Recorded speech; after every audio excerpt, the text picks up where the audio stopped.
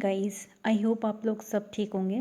तो हम कर रहे थे यूके टेट की तैयारी, जिसमें हम साइंस का पोर्शन कर रहे हैं। डेली हम टारगेट ले रहे हैं 15 क्वेश्चन का, और वो क्वेश्चन ऐसे हैं कि जो बहुत ही इम्पोर्टेंट हैं, काफ़ी सेलेक्टेड क्वेश्चन हैं। आई थिंक आप अगर इस सेशन को देखते हैं तो आपके अच्छे मार्क्स आएंगे साइंस वाले पोर्शन पे। तो हमने कर लिए हैं 6 या फिर 7 वीडियो तो आ गई हैं। अब आज है डे 88। तो चलो बढ़ाते हैं सीरीज़ को आगे।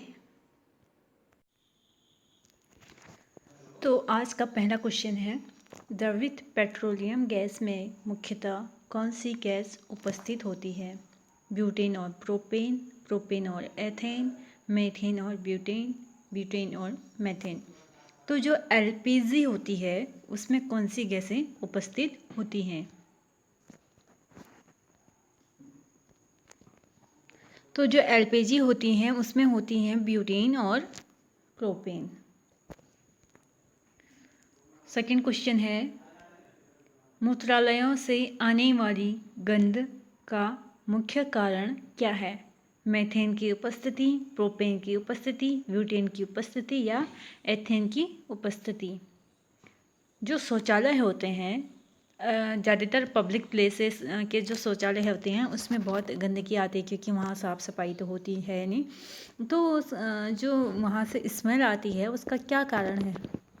आप इसमें से बताइए आंसर।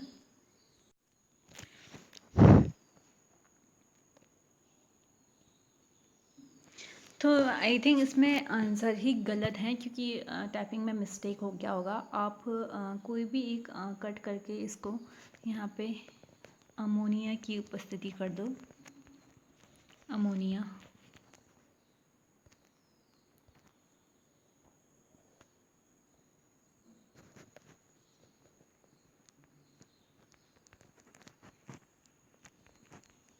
क्योंकि जो शौचालय से गंध आती है उसमें किसकी उपस्थिति होती है? क्योंकि वहाँ पे क्या होता है, मूत्र में जो अमोनिया होती है उसकी उपस्थिति के कारण मूत्रालयों में जो बदबू आती है वो होता है, उसका कारण अमोनिया होता है। आप इसको सही कर लीजिएगा। सीएनजी का पूरा नाम क्या है? Compressed natural gas, compare natural gas, compressed number gas या कंपेयरिंग नेचुरल गैस। तो जो सीएनजी का पूरा नाम होता है वो होता है compressed natural gas. Fourth question है, यूरिया में नाइट्रोजन लगभग कितने प्रतिशत होता है? जो यूरिया होता है उसमें कितने प्रतिशत होता है? 47, 45, 42 या 41%। तो जो यूरिया होता है उसमें जो नाइट्रोजन होता है वो होता है 47%। अब हम आगे बढ़ते हैं। जेली के निर्माण हेतु कौन सा फल सर्वाधिक उपयुक्त होता है? आम, अमरूद, पपीता या केला। जो जेली बनाई जाती है उसमें कौन सा फल ज़्यादा अच्छा होता है वो बताना है इसमें। तो जो जेली के निर्माण में जो सबसे अच्छा फल होता है वो होता है अमरूद। क्वेश्चन नंबर 6 है, कौन से ईंधन का ऊष्मीयमान सर्वाधिक होता है? हाइड्रोजन, नाइट्रोजन, कैल्शियम या कार्बन डाइऑक्साइड। तो जो हाइड्रोजन होता है उसकी तो जो हाइड्रोजन होता है उसका ऊष्मीयमान सर्वाधिक होता है। और इसी में एक क्वेश्चन आता है कि किस ईंधन का ऊष्मीयमान सबसे कम होता है? तो जो सर्वाधिक होता है वो तो होता है हाइड्रोजन का, लेकिन जो सबसे कम होता है वो होता है काओ डंक। आप इसको भी नोट कर लीजिएगा, क्योंकि ये भी इम्पोर्टेंट क्वेश्चन है। सीमेंट को शीघ्र जमने से बचाने के लिए उसमें क्या मिलाया जाता है? जिप्सम, मिथाइल सिलिसिलेट, उपरोक्त दोनों या उपरोक्त में से कोई नहीं। तो आपने देखा होगा जो सीमेंट होता है, घरों के निर्माण में जो सीमेंट यूज़ किया जाता है, तो क्या होता है कई बार जो उसकी पैकेजिंग होती है उसको खोल लेते हैं तो वो आधा बच जाता है। तो उसको जमने से बचाने के लिए उसमें क्या मिलाया जाता है, या फिर उसमें जो पहले से बनता है सीमेंट तो उस टाइम मिलाते हैं तो वो क्या होता है। तो सीमेंट को शीघ्र जमने से बचाने के लिए उसमें क्या मिलाया जाता है, जिप्सम मिलाया जाता है। क्वेश्चन नंबर है 8, डीजल की गुणवत्ता किसके द्वारा प्रदर्शित की जाती है।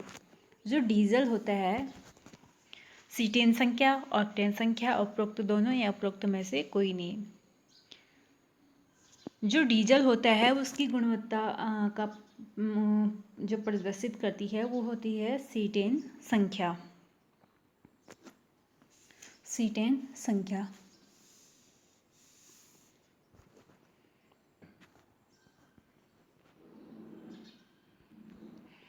क्वेश्चन नंबर 9 की ओर बढ़ते हैं। जट्रोफा नामक वनस्पति से किस ईंधन का निर्माण किया जाता है। पेट्रोल, डीजल, बायोडीजल या उपरोक्त में से कोई नहीं।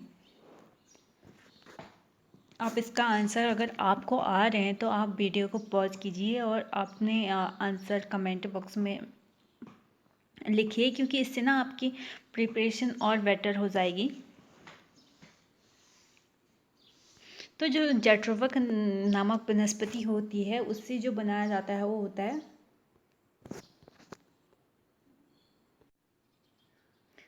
उससे क्या बनाया जाता है, बायोडीजल। क्वेश्चन नंबर 10 की ओर बढ़ेंगे। फोटोग्राफी में किस रासायनिक यौगिक का प्रयोग किया जाता है। सिल्वर ब्रोमाइड, सिल्वर पोटेशियम, उपरोक्त दोनों या उपरोक्त में से कोई नहीं। जो फोटोग्राफी होती है उसमें जो रासायनिक यौगिक का प्रयोग किया जाता है वो होता है सिल्वर ब्रोमाइड, AgBr। आप ऐसे भी नोट कर लीजिएगा, क्योंकि आपको AgBr के रूप में भी आंसर देखने को मिल सकते हैं ऑप्शन। तो आप दोनों नोट कर लीजिए, सिल्वर ब्रोमाइड इस तरह से और सिल्वर ब्रोमाइड AgBr करके भी आप नोट कर लीजिएगा। क्वेश्चन नंबर है 11, सीमेंट मुख्यतः किसका मिश्रण है। कैल्शियम के सिलिकेटों व एल्यूमिनेटों का, अमोनियम व कैल्शियम के सिलिकेटों का, एल्यूमिनेटों व मैग्नीशियम के सिलिकेटों का, या कैल्शियम फॉस्फेट व एल्यूमिनेटों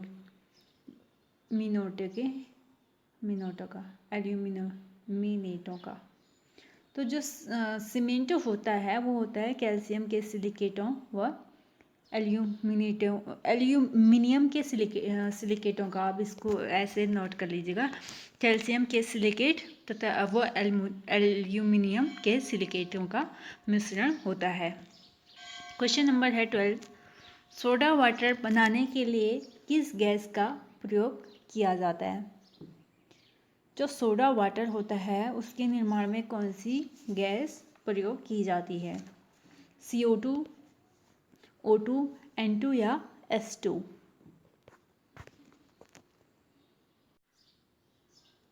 जो इसका आंसर होगा वो होगा CO2, कार्बन डाइऑक्साइड इसमें प्रयोग किया जाता है। अब हम क्वेश्चन नंबर 13 की ओर बढ़ते हैं।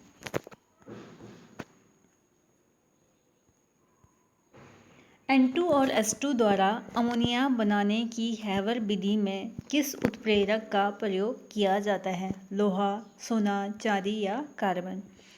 तो जो हैबर विधि द्वारा अमोनिया बनाया जाता है उसमें जो प्रयोग किया जाता है वो किया जाता है लोहा, आयरन। क्वेश्चन नंबर 14 की ओर बढ़ते हैं। मानव द्वारा निर्मित प्रथम संश्लेषित रेशा है जिंक फॉस्फेट।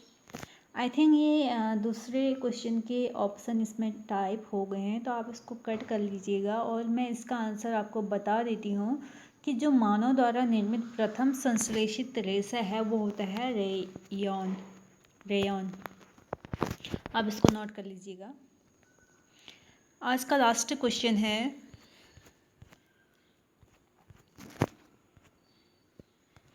भारी जल की खोज किसने की थी। जो भारी जल होता है, भारी जल आपने सबने सुना ही होगा, D2O। तो इसकी खोज किसने की थी? यूरे ने, डेवी ने, रदरफोर्ड ने या मैडम क्यूरी ने?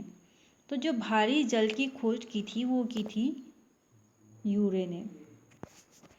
आई होप आपको ये सेशन पसंद आ रहा होगा, क्योंकि मैंने बहुत ही सिलेक्टिव क्वेश्चन इसमें डाले हैं। ऐसे वैसे क्वेश्चन नहीं हैं जो इम्पोर्टेंट नहीं है, इसमें केवल वही क्वेश्चन डाल रखे हैं जो प्रीवियस ईयर में आ रखे हैं या फिर काफ़ी इम्पोर्टेंट हैं।